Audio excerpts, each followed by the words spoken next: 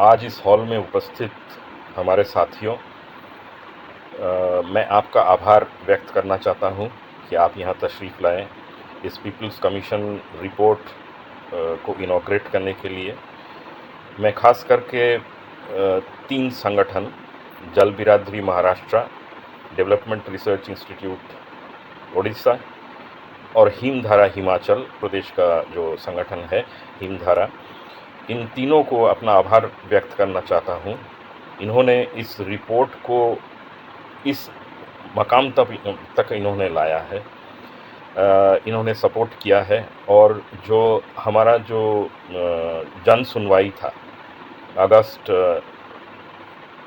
22 से 21, 22, 23 तक, ये जो हमारा जन सुनवाई था बड़वानी में आयोजित किया गया था, और उसके पहले अगस्त 21 से अगस्त 22 तक जो नर्मदा के दोनों तट पे जो विस्थापित लोग हैं, जिनके बसेरे उजड़ गए हैं, 1979 में जब ये अवार्ड आया था तब बोला गया था कि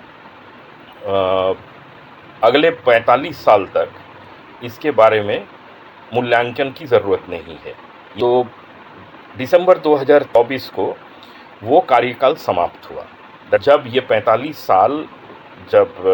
साल के बाद हम ये दोबारा देखना चाहते थे कि जो हमें प्रॉमिस किया गया था डेवलपमेंट के बारे में, डेवलपमेंट के नाम पे, और जो हकीकत है, ज़मीनी हकीकत है, उन दोनों के बीच कोई फासला है, या फासले को पहले से हमने कम किया है, या वो फासला दिन बे दिन बढ़ते जा रहा है। इसको देखने के लिए हमने, क्योंकि ये 3 कमिटी मेंबर्स के लिए ये पूरा आकलन करना शायद मुमकिन नहीं था, उसका एक स्निपेट, उसका एक स्लाइस या उसका एक धारा ही हम देखने में कामयाब हुए हैं, वो भी बहुत एक सीमित टाइम और रिसोर्स लेके। तो हम ये देखना चाहते हैं कि ये सोशल, सामाजिक जो मूल्यांकन है वो अभी 45 साल बाद कैसे हो रहा है, जो पर्यावरण के बारे में जो मूल्यांकन होना चाहिए वो कैसा है, और जो आर्थिक मूल्यांकन है वो किस दिशा में जा रहा है। जो हमें 1979 में 1979 में बताया गया था कि ये नर्मदा परियोजना अगर पूरी होती है तो उसका लाभ क्या होगा, और आज हम उस लाभ को किस तरह से मूल्यांकन कर रहे हैं, उस हिसाब से जिनके बसेरे उजड़ गए, जिनको रिहेबिलिटेट किया गया, रिलीफ दिया गया, जो आर पॉलिसी के तहत जिनको इंक्लूड किया गया, उनका हाल कैसा है। तो ये एक बहुत ही छोटी प्रयास है, इसको आगे ले जाना है। हमारा जो रिपोर्ट है, इस रिपोर्ट के ऊपर पब्लिक के बीच में डिस्कशन हो, इसके जो अलग अलग आयाम है इसके ऊपर आलोचना हो, और ये दोबारा से देखने का कोशिश किया जाए कि हमने या राष्ट्र ने जो प्रॉमिस किया था नर्मदा परियोजना के नाम पे, और आज हकीकत क्या है। लगभग 45-50 साल होने को आ रहा है, आज उसकी ज़मीनी हकीकत क्या है। तो मैं ब्रह्मपुत्र घाटी के रहने वाला हूँ, मेरे जड़े आसाम में है, ब्रह्मपुत्र के इलाके में है। मैंने नर्मदा के बारे में पढ़ा था, और जब हम लोग स्टूडेंट थे या अर्ली यूथ में हम लोग इसके बारे में सुनते थे, इसके आंदोलन के बारे में सुनते थे। ये एक बड़ा विचित्र आंदोलन था, ये एक बड़ा विचित्र मौका था कि जब 90 के दशक में वर्ल्ड बैंक इंडिया में लिबरलाइजेशन के तौर पे, ग्लोबलाइजेशन के तौर पे, स्ट्रक्चरल एडजस्टमेंट के तौर पे आ रहा था, या अपना लोन दे रहे थे, तो काफ़ी लोगों ने कहा, काफ़ी साथियों ने ये कहते थे, वो हमारा स्टूडेंट लाइफ था, तब ये सुनने में आ रहा था कि वर्ल्ड बैंक का कोई सहायता हमको नहीं चाहिए। तो world bank as a treated something as an anti development agenda. दूसरी तरफ इसको अगर हम देखें, नर्मदा परियोजना के बारे में अगर देखें, वर्ल्ड बैंक में एक कमीशन आयोग गठित किया था, और वो कमीशन मेनली एनवायरनमेंट और इकोनॉमिक एस्पेक्ट के ऊपर आलोचना के लिए या मूल्यांकन के लिए बनाया गया था। लेकिन एनवायरमेंटल एस्पेक्ट देखने के बाद वर्ल्ड बैंक को लगा, अपने कमिटी रिपोर्ट में इन्होंने कहा कि इस परियोजना को सपोर्ट करने की कोई बात नहीं है। जब वर्ल्ड बैंक इससे अपना हाथ उन्होंने खींच लिया, तो जो आंदोलनकारी थे उनको बोला गया कि ये एंटी डेवलपमेंट है, ये वर्ल्ड बैंक को भगा दिया है। तो ये एक बड़ा विडंबना है। तो साथियों, मैं ये बोलना चाहता हूँ कि मेरे लिए नदी तो ब्रह्मपुत्र नदी मेरे मतलब ज़हन में है, लेकिन नर्मदा को मैं देखने जब गया हमारे 2 साथियों के साथ, अंजना प्रकाश जी और मीनाक्षी गांगुली के साथ, जब 20-21 अगस्त से 23-24 अगस्त तक हम लोग वहाँ थे और पीपल्स कमीशन में हज़ारों की तादाद में लोगों ने पार्टिसिपेट किया और अपना बयान दिया कि उनका अभी ज़मीनी हकीकत क्या है, हाल ज़िंदगी कैसी है, कैसे उनको बसाया गया या नहीं बसाया गया। तो ये 2 चीज़ मुझे बहुत खटका, जो आज तक मुझे याद है और मैं इसके बारे में उतना वाकिफ़ नहीं था। एक तो है FRL, the full reservoir level, reservoir अगर पूरा भर जाए तो पानी का लेवल क्या है, और दूसरा है बैक वाटर लेवल। तो ये पूरा नर्मदा परियोजना का जो अस्तित्व है, ये दोनों एफआरएल और बैक वाटर लेवल बीडब्ल्यूएल के ऊपर आधारित है। इसी को समझने के लिए हमको देखना पड़ेगा, जो डैम का हाइट 162 फीट था, उसको बाद में 455 फीट तक ले जाया गया। तो एक तरह से ये डैम का हाइट ऊंचा होते गया और दूसरी तरफ बैक वाटर लेवल और सबमर्जन से लोग प्रभावित होते गए। हाइट जितना बढ़ता गया, लोगों के ज़िंदगी में उनके बसाहटों को अपने आंखों के सामने बर्बाद होते हुए देखने का सिलसिला जारी रहा। तो these are all directly proportional. जब हाइट बढ़ा है तब बैक वाटर लेवल और पीछे चला आया है और काफ़ी तादाद में लोग उससे अफेक्टेड हुए हैं। तो इसको देखने के लिए हम जब ये रिपोर्ट लिखते वक्त मूल्यांकन कर रहे थे, जो कुछ मतलब 4 डिजिट में अगर हज़ार करोड़ का हिसाब किया जाए, तो इनिशियल कॉस्ट इसका आकलन ऐसे किया गया था, जो कि अल्टीमेटली अभी अकॉर्डिंग टू इंडिपेंडेंट रिसर्चर ये अराउंड 78-79,000 करोड़ है। मतलब 10 गुना से भी ज़्यादा इसका कॉस्ट एस्केलेशन हुआ। और कुछ रिसर्चर्स का मानना है कि जो ये परियोजना है उसका कॉस्ट 90,000 करोड़ रुपए से भी ज़्यादा है। हमने अपने आँखों से जो देखा है, मैं वही थोड़ा बहुत आपके सामने रखना चाहता हूँ। ये रिपोर्ट जो है उसके बारे में इसमें पूरी तरह से इसको हमने दर्ज किया है। इस रिपोर्ट में खामियां हैं, गलतियां हैं, स्पेलिंग मिस्टेक भी है। उसके लिए हम आपसे माफ़ी मांगते हैं कि वो एंड तक हम लोग पूरी तरह से उसको ठीक नहीं कर पाए। वो अभी भी है, लेकिन ये जो व्यथा की कहानी है, ये जो विस्थापन की कहानी है, ये जो बसाहटों के उजरने की कहानी है, हम अगर इसको कहानी ना कह के इसको हकीकत कहे, तो उसका एक प्रयास है इसको दर्ज करने का इस रिपोर्ट में। तो नर्मदा परियोजना में 2 बहुत बड़े डैम्स का निर्माण, कंस्ट्रक्शन के बारे में जिक्र था इसका। एक तो सरदार सरोवर प्रोजेक्ट जो है वो आप सबको मालूम है, और दूसरा था इंदिरा प्रोजेक्ट जो है, इंदिरा कनाल परियोजना जो है वो भी मध्य प्रदेश में है।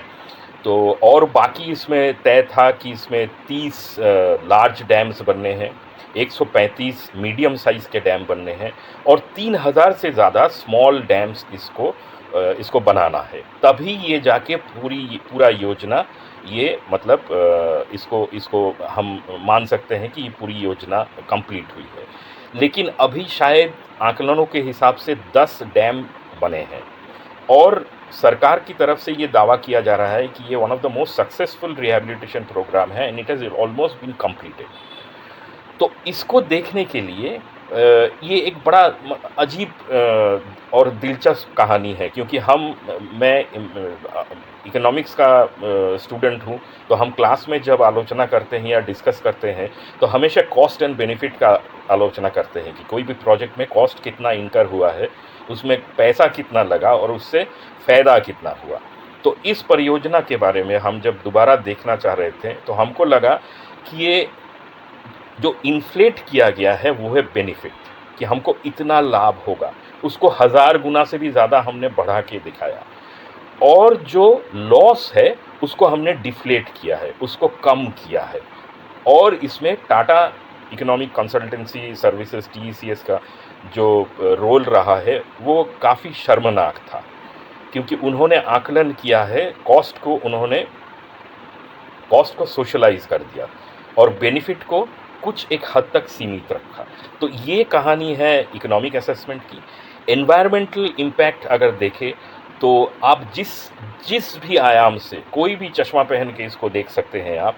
तो ये बैक वाटर और अपस्ट्रीम डाउनस्ट्रीम में जो फ्लोरा फौना है, जो पेड़ पौधे हैं, जंगल जानवर है, उनके ऊपर जो इफ़ेक्ट हुआ है वो बहुत ज़्यादा है। सबसे बड़ी बात जो है, जो अरुणाचल में भी हम लोग देखते हैं, सिक्किम में भी अभी देख रहे हैं कि ये सिस्मिक फॉल्ट लाइन में है।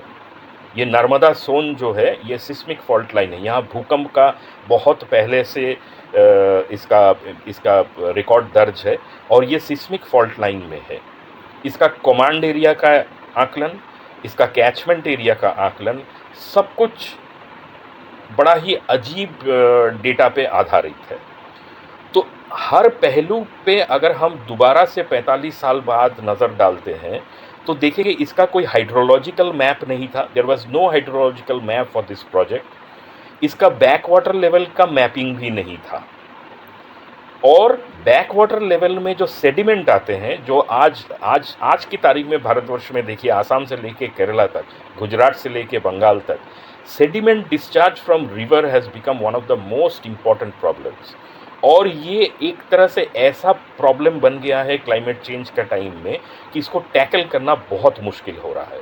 But why are the sediments being released in water? ये रन ऑफ जो बन रहा है, इसमें जो सेडिमेंट कैरी कर रहे हैं, क्योंकि ऊपरी हिस्से में जो अपर राइपेरियन रीजन है उसमें पेड़ों को काटा जा रहा है, माइनिंग को उत्साहित किया जा रहा है और एक अनसस्टेनेबल अर्बनाइजेशन की तरफ हमारा ध्यान चला गया है, जहाँ सब कुछ कंक्रीट हो। रन ऑफ जो हो वो जाके सीधा नदी पे गिरे और नदी उसको संभाल ना पाए, इतना पानी का बहाव हो, और फिर वो तटीय इलाके में और जो डाउनस्ट्रीम इलाका है वहाँ पे ये कहर ढाए। आसाम में जो आज का 26 का जुलाई महीने का जो फ्लडिंग है वो इसी पे आधारित है। नागालैंड का मौन जिला, वहाँ से जो पेड़ों का काटना, माइनिंग, छोटे छोटे डैम्स का निर्माण करना, और फिर इसको अनकंट्रोलेबल वे में जब बरसात होगा बहुत कम समय में जो सेडिमेंट कैरी कर रहे हैं, क्योंकि ऊपरी हिस्से में जो अपर राइपेरियन रीजन है उसमें पेड़ों को काटा जा रहा है, माइनिंग को उत्साहित किया जा रहा है और एक अनसस्टेनेबल अर्बनाइजेशन की तरफ हमारा ध्यान चला गया है, जहाँ सब कुछ कंक्रीट हो। रन ऑफ जो हो वो जाके सीधा नदी पे गिरे और नदी उसको संभाल ना पाए, इतना पानी का बहाव हो, और फिर वो तटीय इलाके में और जो डाउनस्ट्रीम इलाका है वहाँ पे ये कहर ढाए। आसाम में जो आज का 26 का जुलाई महीने का जो फ्लडिंग है वो इसी पे आधारित है। नागालैंड का मौन जिला, वहाँ से जो पेड़ों का काटना, माइनिंग, छोटे छोटे डैम्स का निर्माण करना, और फिर इसको अनकंट्रोलेबल वे में जब बरसात होगा बहुत कम समय में बहुत ज़्यादा बारिश होगी, तो ये डाउनस्ट्रीम में आने के बाद इसको जो तबाही होता है वो हमारे सामने है।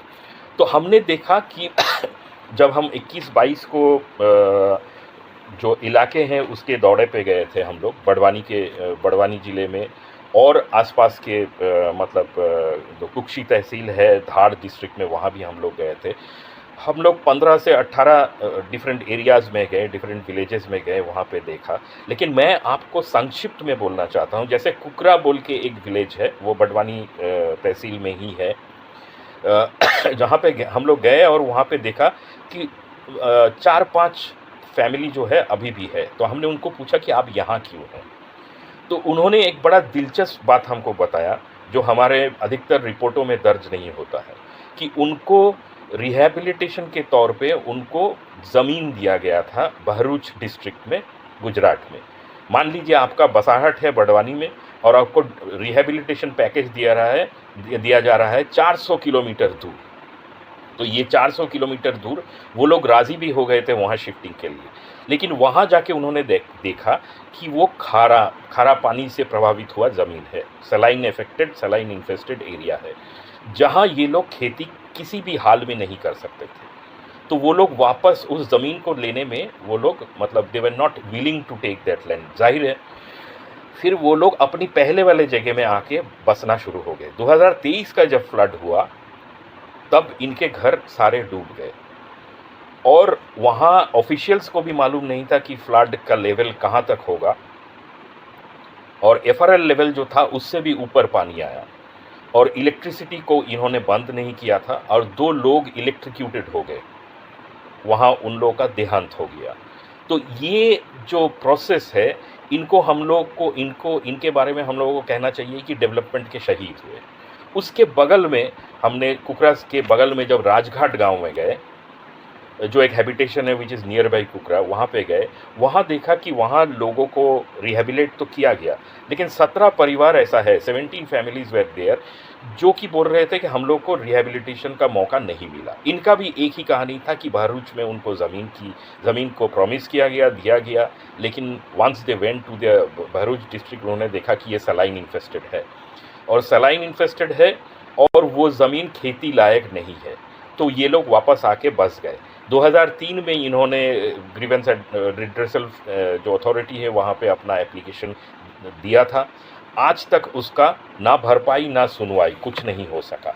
तो ये 17 फैमिली अभी वहीं पे है और उनकी ज़िंदगी हर दिन बद से बदतर होती जा रही है।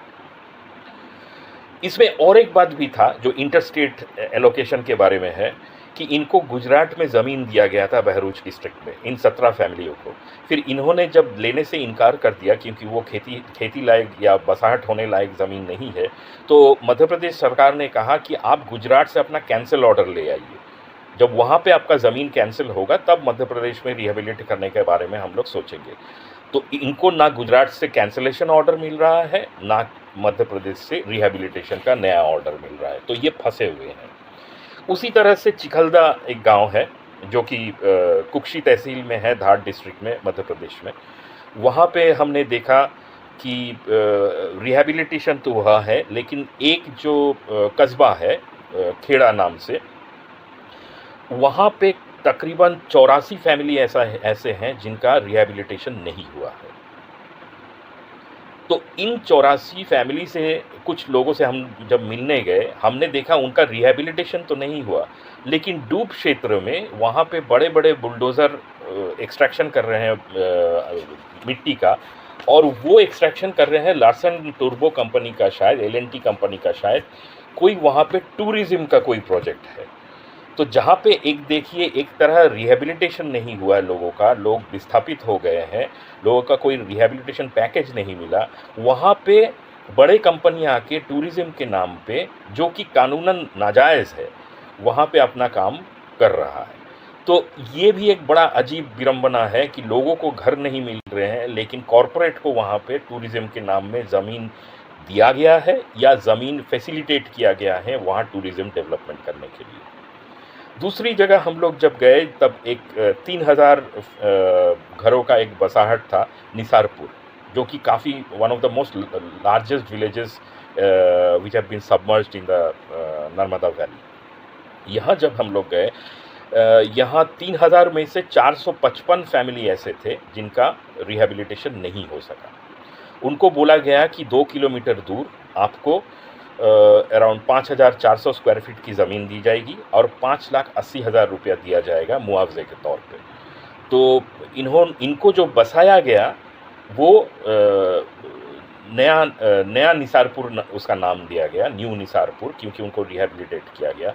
बट यहाँ जैसे मैंने कहा 455 फैमिली का अभी तक रिहेबिलिटेशन नहीं हुआ है।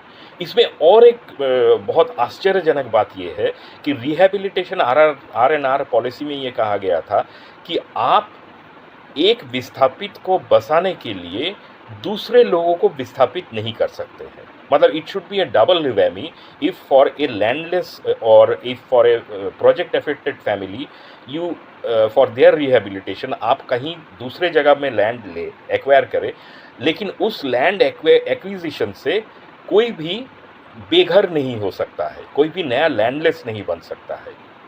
तो उस हिसाब से हम लोग जब नया निसारपुर गए, देखा कि वहाँ नया बस स्टैंड बना, नया मार्केट बना है।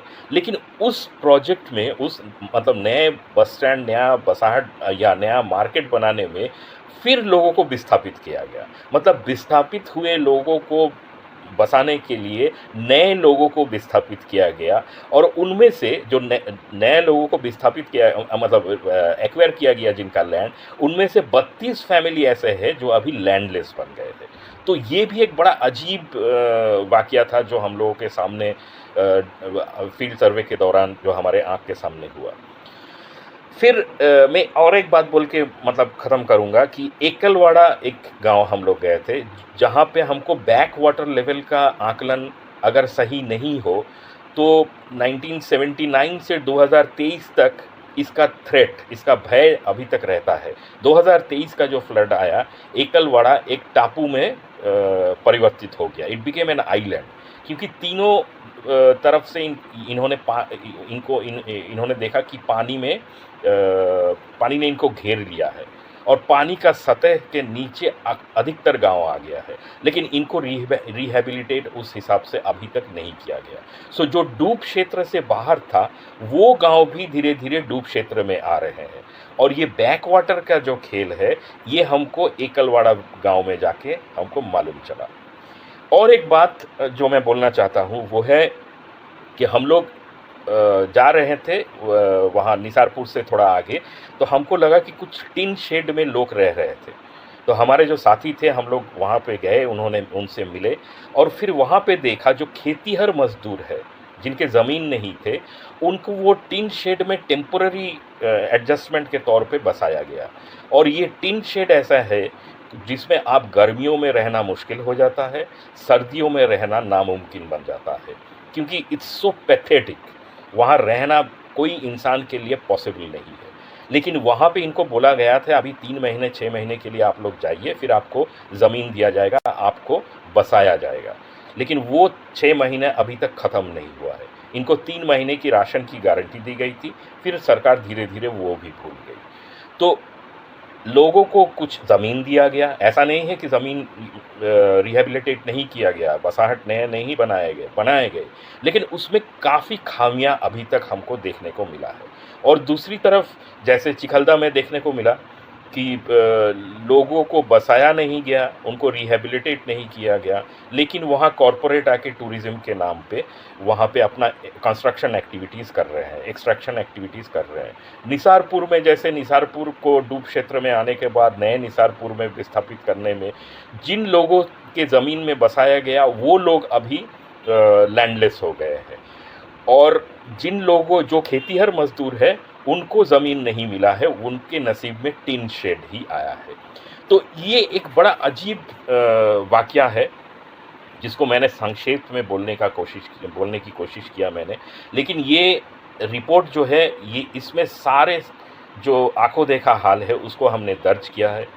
जो इकोनॉमिक वायबिलिटी का क्वेश्चन है, जो एनवायरमेंटल वायबिलिटी का क्वेश्चन है, जो सोशल रिहैबिलिटेशन का क्वेश्चन है, इनको हमने कम समय में जितना हो सके उस हिसाब से हमने देखा है, इसका आकलन किया है। और हम ये चाहते हैं ये रिपोर्ट हर घर पहुँचे, लोगों के बीच में इसका डिस्कशन हो और लोग ये देखें कि जो मतलब बड़ा ही सुप्रीम कोर्ट का जजमेंट में एक वर्ड था कि almost 4% of the basin area in Narmada is used and the rest flows down into the sea. तो ये जो जिसको हम यूटिलाइज नहीं कर सकते हैं उसको हमेशा वेस्ट बोलने का जो इकोनॉमिक पैराडाइम है, इकोनॉमिक मॉडल है, आज शायद उसको क्वेश्चन करने का दिन आया है कि नदी में अगर पानी बहता है, वो पानी अगर खाड़ी में जाके गिरता है समुंदर में, बहते हुए पानी को हम लोग वेस्ट बोलेंगे या नहीं बोलेंगे? नदी को अविरल बहते देना ये क्या वेस्ट वाटर जनरेशन है या नेचुरल प्रोसेस को मेंटेन करने का प्रयास है? तो इसके बारे में हमको सोचना चाहिए। हर बड़ी परियोजना जो है, देखिए तीस्ता अगर आप सिक्किम में जाएंगे तो देखिए उसमें एनवायरमेंटल फ्लो बोल के कुछ है ही नहीं, वो अभी एक नाली में रूपांतरित हुआ है। क्योंकि हाइड्रो पावर और ये इंफ्रास्ट्रक्चर डेवलपमेंट के नाम में इन्होंने जो ये अभी जो कर रहे हैं हम लोग, इसको आप क्वेश्चन कर सकते हैं। अरुणाचल प्रदेश में जाइए, जो एक बहुत ही सेंसिटिव स्टेट है, वहाँ पे हाइड्रो पावर डेवलपमेंट के नाम से हम लोग क्या कर रहे हैं। तो ये सारे जो बड़े परियोजना है, इसको दोबारा से देखना, इसका आकलन करना बहुत ज़रूरी है। और ये रिपोर्ट हमें उम्मीद है, ये एक छोटी प्रयास है, हमें उम्मीद है कि उस दिशा में लोगों को दोबारा से सोचने को मजबूर करेंगे। और जो पॉलिसी बनाते हैं, जो रिसर्चर है और जो सरकार है, इनको दोबारा से अपना डेवलपमेंट मॉडल को विवेचना करने के लिए, क्वेश्चन करने के लिए, पुनर्मूल्यांकन करने के लिए बाध्य करेगी। साथियों, मैंने